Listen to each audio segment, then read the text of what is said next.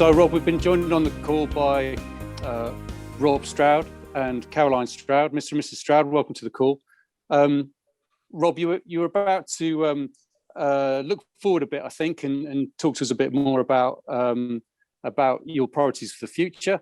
I'd like to challenge you here. Can you give us the company a score out of 10, maybe, for its efforts in bringing about responsible investing, and tell us what your priorities are for the next couple of years, please? Yeah, well, firstly, Rob, Caroline, good to see you again, and let me take those questions head on. Look, my priority still remains fully focused and always will be on delivering financial well-being in a world worth living in. The financial well-being part is all about delivering the investment performance, which, when it combines with the advice that you give to your clients, that's what creates that financial well-being. So it's good investment performance plus brilliant advice, brilliant outcome. And then at the same time, that world worth living in, how do we use the 130 billion, our size and scale, being a leading responsible investor to do that? I think you asked me, to do a bit of a kind of school, I feel like I'm at school, but what was my end of day? Look, I would score us a sort of 8 out of 10 right now.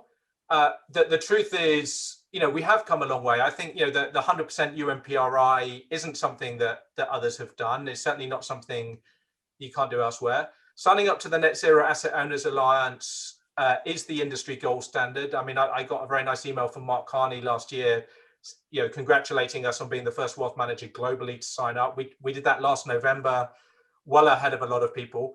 When we relaunch this fund in November, it'll be £13 billion aligned with a 1.5 degree C wood. I don't think a fund of this size and scale and impact has ever been launched or relaunched in the history of the planet.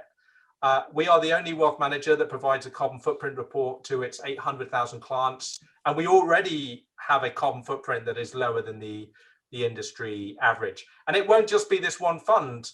Our property fund has been reducing its carbon footprint by 10% a year, every year for the last 2 to 3 years.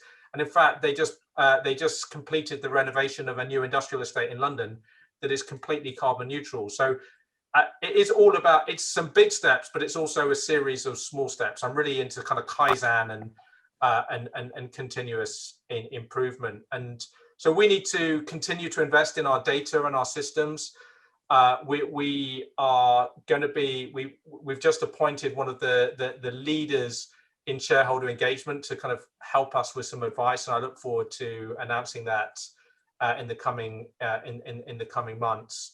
And so, look, our goal is to be a leading responsible investor. I don't think you can ever be 10 out of 10. So we'll always be striving for 9 out of 10. And can we maintain that position? And the reality is, what it took to be 8 out of 10 last year, it gets harder every year, and that's right. And we want to make sure that we use our size and scale to raise the standard on our fund managers.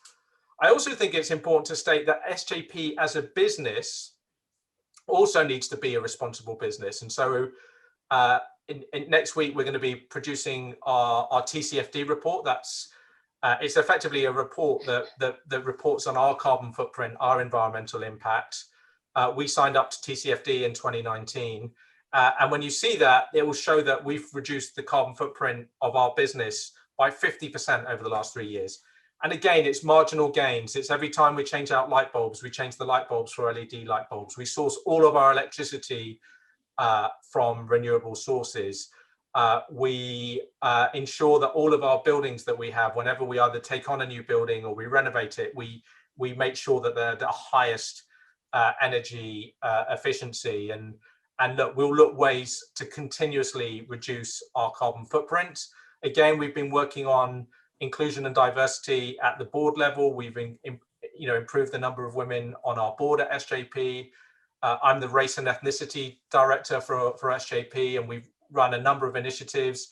We're involved with 10,000 Black interns. We've taken on 6 young Black men and women and giving them opportunities to work in the investment management industry. We do some fantastic work on apprenticeship schemes. So it's also about SJP being a responsible business. And then the more that we do that, the more that we can hold our fund managers to account, and the more we can hold that. And it creates this kind of virtuous circle.